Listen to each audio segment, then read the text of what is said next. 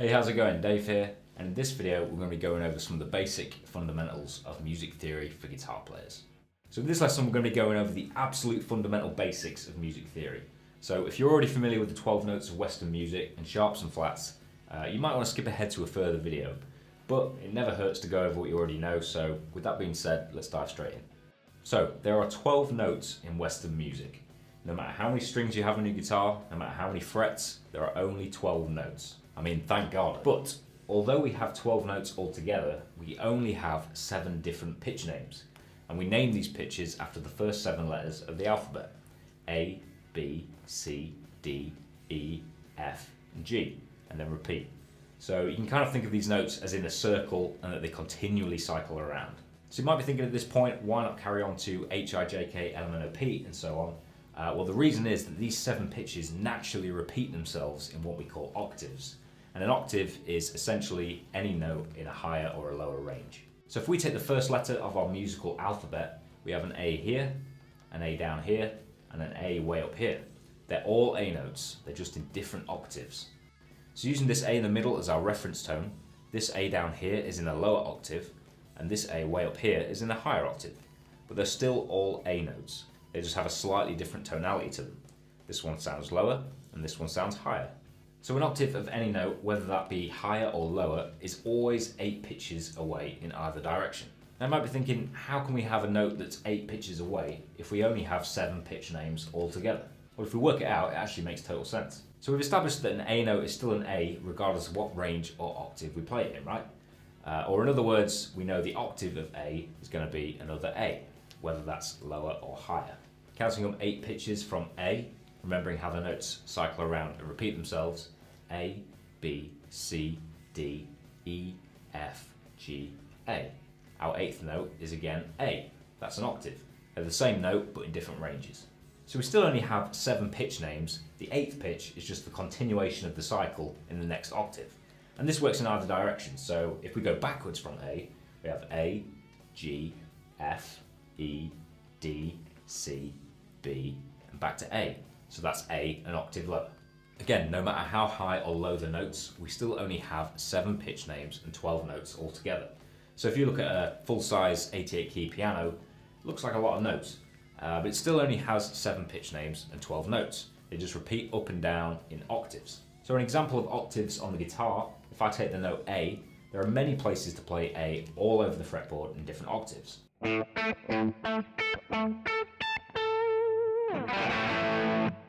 No matter where, how high or low that A note is, it's still an A. If that hasn't quite sunk in yet, don't worry, keep going through it. The great thing about the basics of music theory is once you kind of get your head around it, it actually makes total sense and you never forget it. So take as much time as you need to get your head around it before you move on. Now, if we only have 7 pitch names but 12 notes altogether, where do the other 5 notes come from? Well, this is where sharps and flats come into play. So we've established our 7 pitch names, A, B, C, D, E, F, and G, but there are also 5 notes in between those, and these can be either sharps or flats. Now this is where it can get a little confusing because what we're saying is we have 12 notes, 7 of which are our pitch names, and the remaining 5 can be called either sharps or flats. So they have 2 names. Weird. This will make a lot more sense in a minute, so don't panic. Let's start with sharps. If you see a sharp symbol next to a note, which is this little hash symbol, an easy way to think about it is that note but slightly higher in pitch. So let's take the note C sharp. We know the pitch name is C, but with a sharp symbol next to it, this tells us that the note is C, but ever so slightly higher in pitch. Or another way to look at it would be higher than C, but not quite D. So it's right in the middle between C and D. So pretty easy to remember once you start getting used to the terminology and recognizing the symbols. So now we know a note with a sharp symbol next to it means that note, but slightly higher in pitch. What about the other direction? Well, this is why we use flats. A flat symbol looks a little bit like a lowercase b. So if you see this symbol, you know it's a flat. And flats are the opposite of sharps. So where a sharp tells you to play the note slightly higher in pitch, a flat tells you to play the note slightly lower in pitch. So taking a D flat note, we know the pitch name is D, but with a flat symbol next to it, this tells us the note is D, but slightly lower in pitch. Alternatively, you could look at it as lower than D, but not quite C. Now, this is where it can get a little confusing because if you've noticed, this would make D flat the same note as C sharp. Weird, I know. Why would we have 2 names for the same note? Well, this will make a lot more sense when we start looking at keys, because for certain keys we want to use flats, and for other keys we want to use sharps. I'm not going to get into why that is in this video, but just keep that in your mind when you're learning this stuff, that there is a reason for it down the road. To get a clearer, more visual understanding of the concepts of sharps and flats, using a keyboard or a keyboard diagram can be a really helpful tool because we can actually see all the notes laid out. So let's jump to a keyboard and try it. Okay, so here we have a digital piano keyboard. If you've got a physical keyboard or piano, then great, but it's definitely not essential to learning this stuff. There's loads of other free options that you can find online, and I'll link to a couple of them down in the description. So we've learnt that there are only 7 pitch names in Western music: A, B, C, D, E, F, G, and then repeat. These are the notes of the white keys. So ignoring the black keys for now, let's find an A note on the keyboard. Now we'll go over how to figure out the notes on a keyboard in a second. You only really need to locate one note to work out the rest, but first let's explain how the 7 pitch names relate to the white keys on a keyboard. So let's find our first note of the musical alphabet, A, which is here. And if we just count up through the 7 pitch names using only the white keys, A, B, C, D, E, F, G, and back to A. Remember when we spoke about octaves? There's your octave of A. And if we keep going, we're just repeating the same notes again, but in the next octave. A, B, C, D, E, F, G, A. And it just keeps going on like that. Hopefully that helps to make sense of what we've been talking about so far. So before we move on to the black keys, let me show you how to figure out where these notes are on a keyboard. We can actually use the pattern of black keys up here to help us identify notes on the white keys.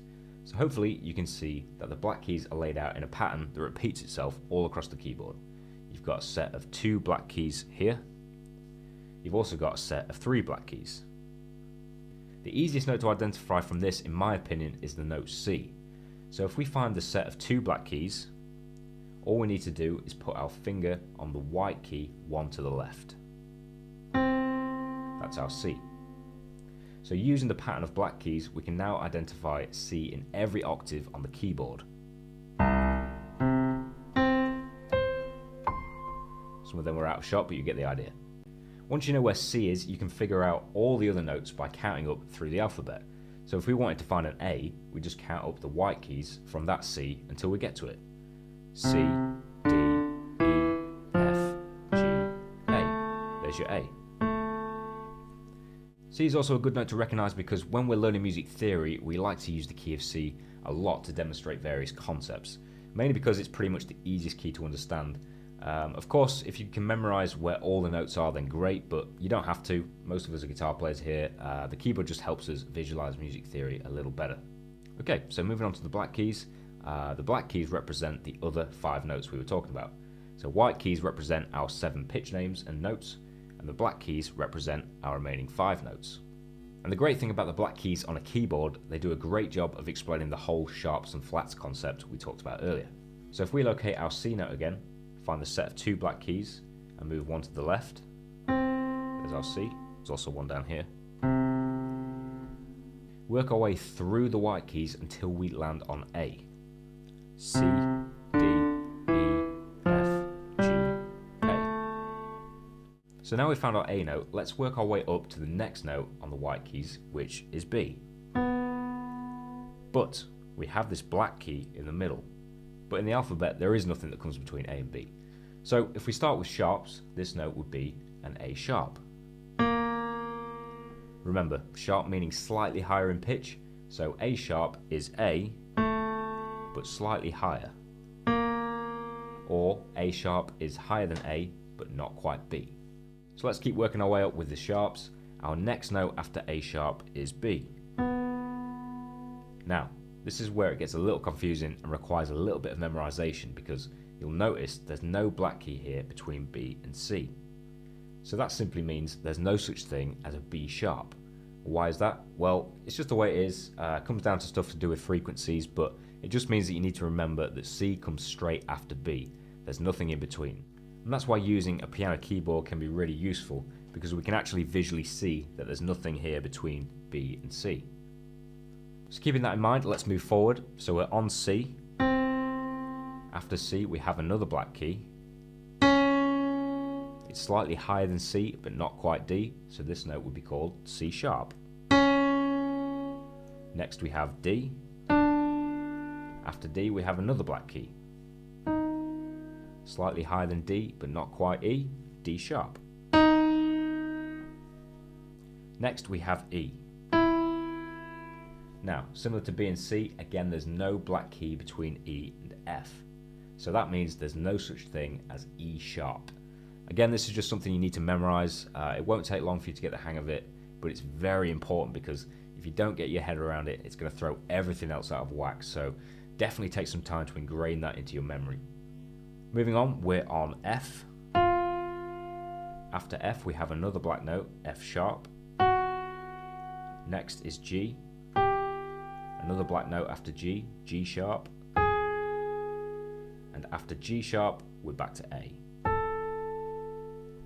So that's all the 12 notes using sharps. A sharp, B, C, C sharp, D, D sharp, E, F, F sharp, G, and G sharp. Now, remember we said that these in-between notes, or black keys in this context, have two names. We had sharps and we had flats. So if we go back to our A note again, we've established that our next note in between A and B can be called A sharp. But it can also be called B flat. Flat meaning slightly lower. So B, slightly lower, is B flat. Let's keep working through the flats so we really get the hang of this. We're on B flat. Our next note up is B.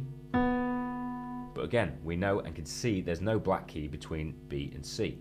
So just like there's no such thing as a B sharp, there is also no such thing as a C flat. So we're on C. Our next note with the sharps we identified as C sharp, but it can also be called D flat, because although it's slightly higher than C, it's also slightly lower than D. Then we have D. In between D and E we have E flat. Moving on to E. Remember, there's no black key between E and F, so we know there's no such thing as E sharp or F flat. So moving on to F. The next note up is G flat, then G, next note up, A flat, and then back to A again. So that's all 12 notes using flats. A, B flat, B, C, D flat, D, E flat, E, F, G flat, G, A flat. Now remember, although we can have, for example, an A sharp and a B flat, they are still the same note. The context or the key of a piece of music will dictate whether a note is written as sharp or flat. Some people could confuse them as different notes, but therefore we'd have 17 notes, but we only have 12. And if you play all these notes in sequence on the guitar or keyboard, you'd actually be playing your first scale, the chromatic scale.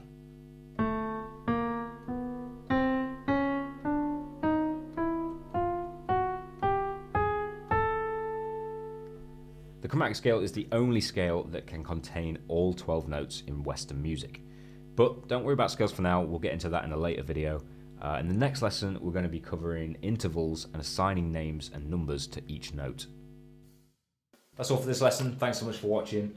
We covered a lot of important information in this video, so I hope it hasn't overwhelmed you too much. Keep going back and revisiting the lesson if you need to. It's really important that you get to grips with this stuff. It's going to make your life a lot easier as you progress further. Like I said, some kind of piano or keyboard can be a really useful tool.